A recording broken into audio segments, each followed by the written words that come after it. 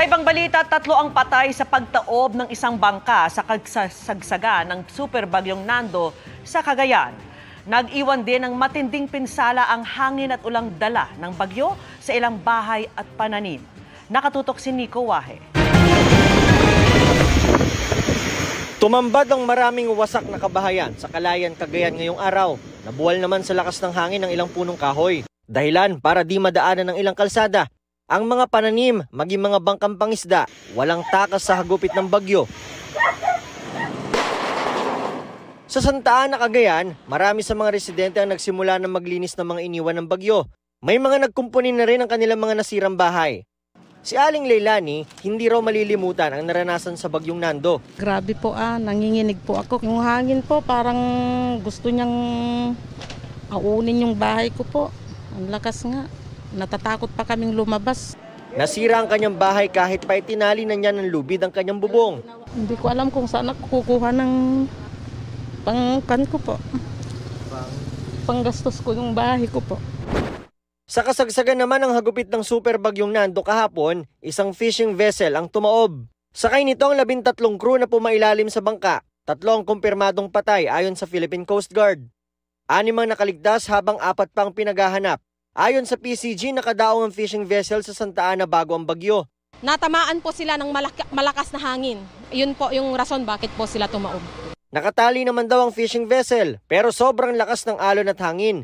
Hindi raw talaga iniiwan ng mga crew ang kanilang mga fishing vessel para mabantayan tuwing may bagyo. Yung pong una pong lakas, ay kami po ay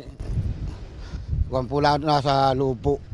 Pagka po ako pagka limas ko po galing ilalim, bigla nang tumagilid kasi utay.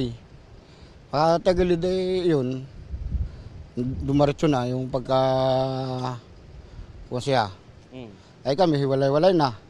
Ayon kay Eric, 3 oras daw silang nasa ilalim ng tumaob nilang bangka. Ay meron pong ako nakapitan na lubid. Hindi na po ako bumita doon. Paulpot ko yung aking dalawang kasama, nakahawak na rin doon sa palangoy. Ay kami, naroon, ipon-ipon na po kami doon. Sabi ko, sa mga kasama ko, huwag tayo iwanan.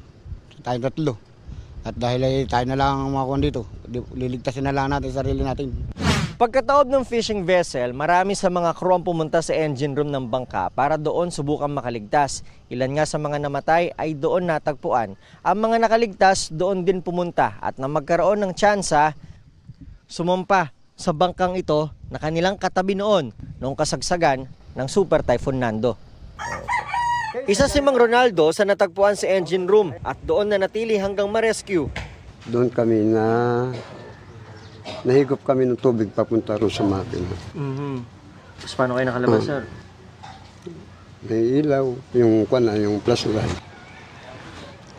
Na tanging ilaw namin na pinangahawakan ba na doon kami maasa na mabubuhay kami. Si Mang Romel ang may-ari ng bangka pero hindi raw siya kasama noong bumagyo. Umaasa siyang mahanap na ang mga kasama. Di bali sana sir yung bangka. Okay lang sa akin kung maglaang yung tao. Sa tayo magagawa, nandyan na. Kalikasan. Sa search and rescue operations kanina, pasado 1:30 ng tanghali nang makita ang isa sa mga nawawala. Wala na itong buhay. Patuloy naman ang isinasagawang search and rescue operations para mahanap ang mga natitirang crew. Para sa GMA Integrated News, Nico Wahe, nakatutok 24 oras.